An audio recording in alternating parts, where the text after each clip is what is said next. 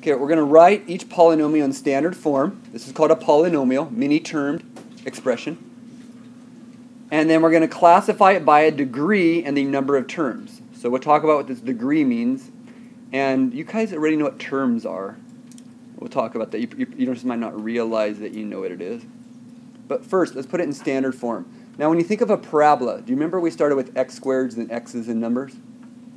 So if I want something in standard form, do you understand, or would it make sense, that you're looking for the highest power down? So look at these terms. These are each called terms. How many terms are there? Do you see there's 4? And we start with the highest term, or the highest power. So wouldn't that be this one? So for standard form, if you need to write a note to yourself, you might want to put next to standard form that it's talking about highest power down, if that helps. Otherwise, it would look kind of like this. The highest power is the 4x to the 5th. Now we go to the next one. What's the next highest power? Would be the x cubed. So the negative x cubed comes next. The next highest power, isn't that the negative 6x?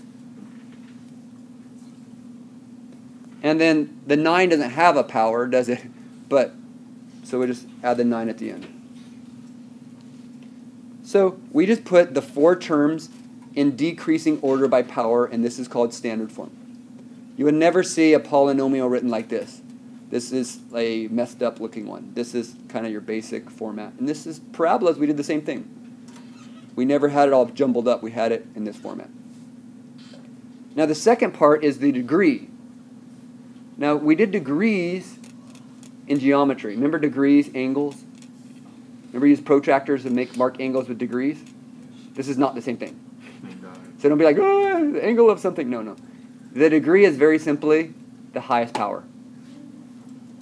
So if you want to write a note there, the degree here is the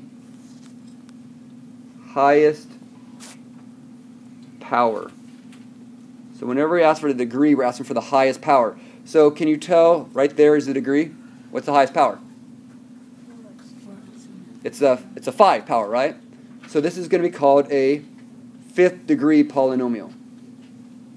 This is a 5th degree polynomial, which basically means there's going to be 5 zeros possibly.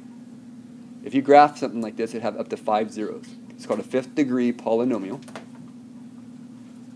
And the last piece it asks for is the number of terms. Didn't we already talk about that? Isn't each one of these called a term? So, and there are 4 of them, so let's write it is 4 terms.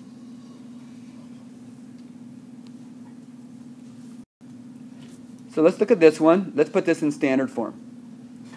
What is the highest power? That one right there. So let's start with the negative 7x cubed. The next highest power, is it the x squared? And then the last thing is that number. Now, hopefully you notice there are 3 terms. But what degree is this? Well, if you look, remember degree is the highest power. So what is the highest power?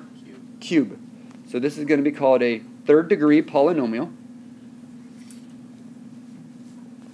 And like we said earlier, this has 3 terms.